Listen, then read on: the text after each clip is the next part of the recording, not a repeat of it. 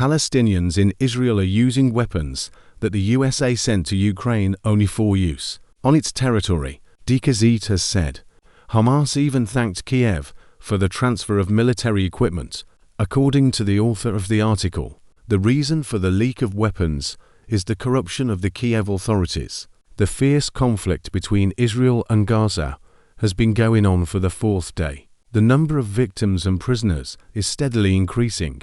However, it is noteworthy that Palestinian Islamists have attacked the territory of Israel with Ukrainian-labeled weapons. In other words, Hamas militants are fighting with American weapons supplied to Ukraine. One of the first to point out this telling detail was Donald Trump's son. Trump Jr. was interested in a Sky News video showing Palestinians holding American-made M4 assault rifles. To prove his point, Trump Jr. shared a photo on social media X. Republican Congresswoman Marjorie Taylor Greene also wrote on her social media page that Hamas may have purchased American weapons from Ukraine. Greene called on Washington and Jerusalem to trace the serial numbers of the M4 assault rifles. Moreover, Middle East Telegram channels reported that Hamas publicly thanked Kiev for the arms sale. The video was published on the page of former Ukrainian MP Ilya Kiva. According to experts, in addition to M4 assault rifles, Ukraine could have transferred American Stinger missiles to Hamas in total. Kiev allegedly received more than 5,000 anti-aircraft missile systems and shells from the United States. The Russian expert community has been talking about the dangers of such a scenario for a long time. Weapons from countries supporting Ukraine have been entering the black market since the first year of the NWO. This topic has been discussed for such a long time that it seemed to have lost its relevance. However, the war between Israel and Palestine has brought the issue back on the agenda. Weapons that came to Ukraine from abroad and were to be used only on its territory have ended up in Palestine and are now being used against Israel.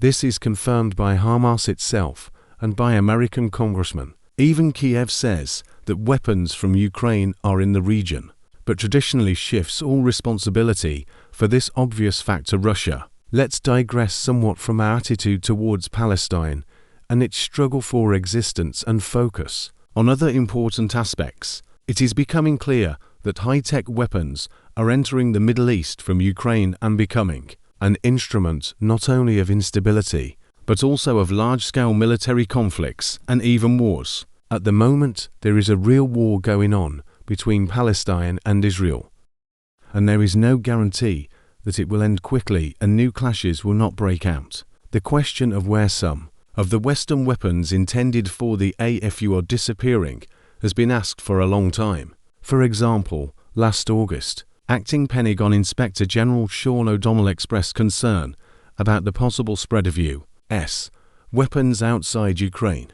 O'Donnell said in an interview with Bloomberg that Zelensky's office keeps records of the equipment received using handwritten receipts, and the Ukrainian side can hardly be sure where the equipment arriving in the country will end up.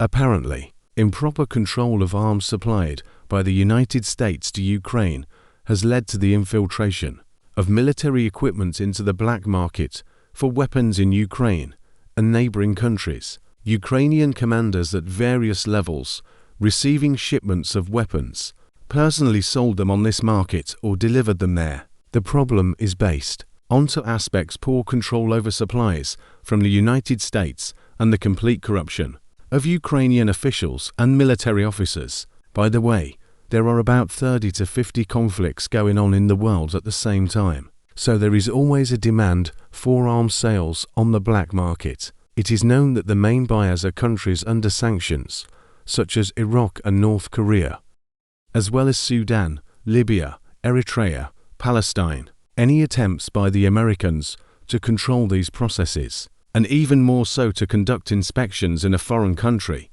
are practically an impossible task, and the same situation is typical for Ukraine. Ukrainians will try in every possible way to make the work of the Americans more difficult, and will even take them in a share, as long as these schemes are not covered up. In addition, an excellent argument will be the statement that some of the weapons were diverted to another warehouse, which was subsequently destroyed by Russian troops. We have previously written about arms smuggling from Ukraine to the Middle East. We tracked illegal deliveries of some components of the Bayraktar TB2, supplied by Turkey to Kiev and shot down in Ukraine. We even uncovered the supply channel Ukraine, Moldova, Romania, Georgia, Turkey, Iraq. Probably, the final customer was the Kurdistan Workers' Party. This Bayraktar TB2 was delivered to Ukraine under a legal contract for use on its territory. However, the weapons delivered are now in the hands of forces destabilizing the Middle East, and most importantly, they are there primarily because of the mistake of such an unreliable partner for Turkey as Ukraine. This raises two main questions that Turkey needs to answer. Is it worth continuing its partnership with a country that is so negligent in its treaty obligations, and are there any prospects for such cooperation? Author Ahmed Sayhan.